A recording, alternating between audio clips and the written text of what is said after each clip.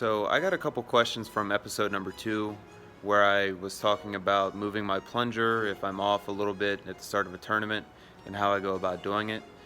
So I wanted to make a video just to kind of further explain a little bit.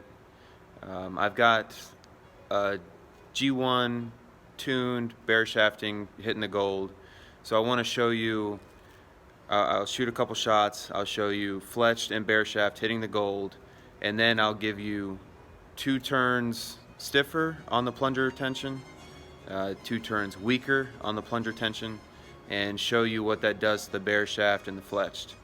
Then I'll give you a turn on the center shot and a turn the opposite way on the center shot and show you what that does to groups, just to kind of give you a better idea and help you make a better decision.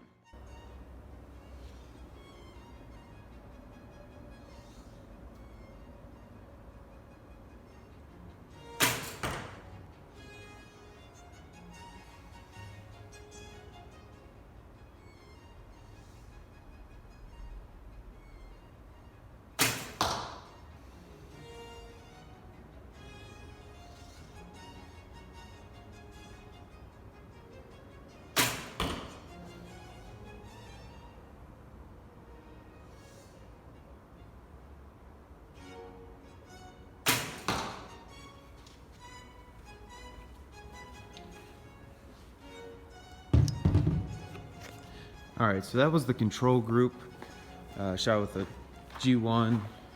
I've got it hitting where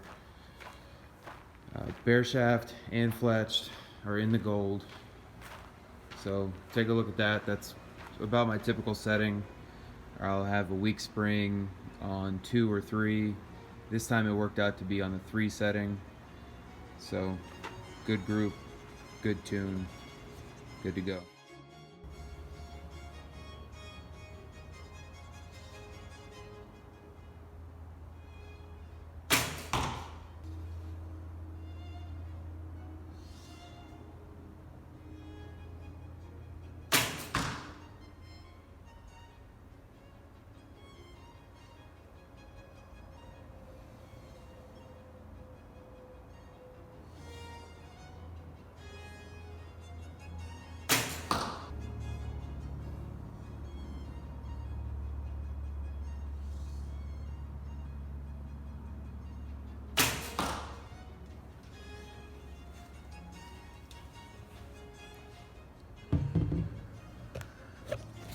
Okay, so that was with the plunger weakened 2 turns with the spring tension. So we took it out 2 turns, made the spring act weaker.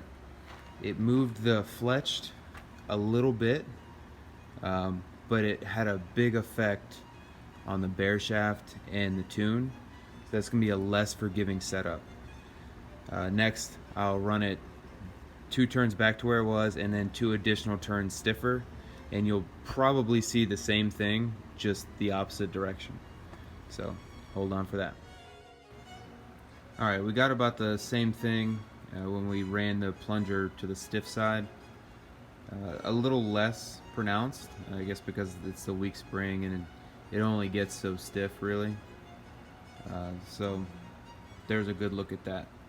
Still, it moves the fletched over a little bit, but it kind of wrecks your tune and gives you a less forgiving setup. Now we'll go to center shot. I'll get it dialed back in to where bear shaft and fletched are hitting gold. I'll just go back to my old setting, and then I'll turn center shot in and out, 1 turn in each direction. We'll see what that does.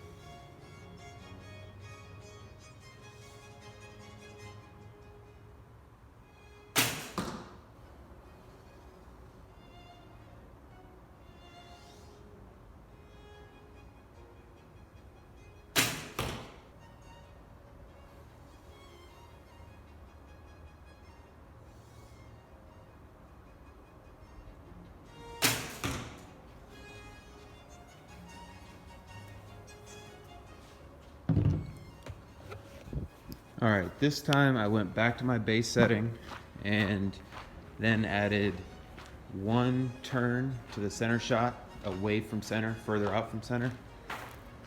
And this is the result. It moved the fletched more than the bare shaft. I can't say that's typical. Normally they're pretty close to each other. It just moves the whole group, fletched and bare shaft, about the same. Maybe these weren't great shots, and this one looks like it kicked. Could just be the way it landed in the bale. But overall, this moves the fletched and gives me a better tune. So now I'll do it the opposite way, and you can see what that does. Alright, so here we have me going back to the base setting and then turning the plunger one turn further in towards center. So as you can see, it moved the fletched and the bare shaft, and it kept a pretty good group, pretty good tune. So as you can see, for me, the way I'm set up, the way I shoot, and the arrows I have, I think I have a good tune. These arrows are probably dead center spine.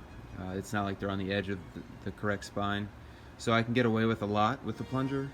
But if I try to change tension, that affects my tune more than changing center shot, and it doesn't move the fletched as much as you would think maybe.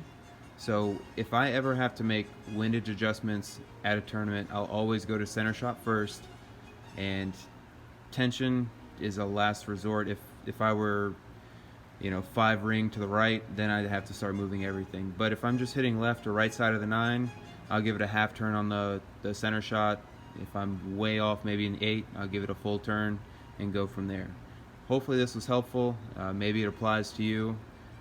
But either way, I would recommend you get your setup, figure out how many turns on the tension or center shot you have to do to move it a line. So figure that out. So you go to a tournament, you're hitting 7 ring left. Okay, that's a turn and a half on my center shot. Know that, and it makes those adjustments much easier.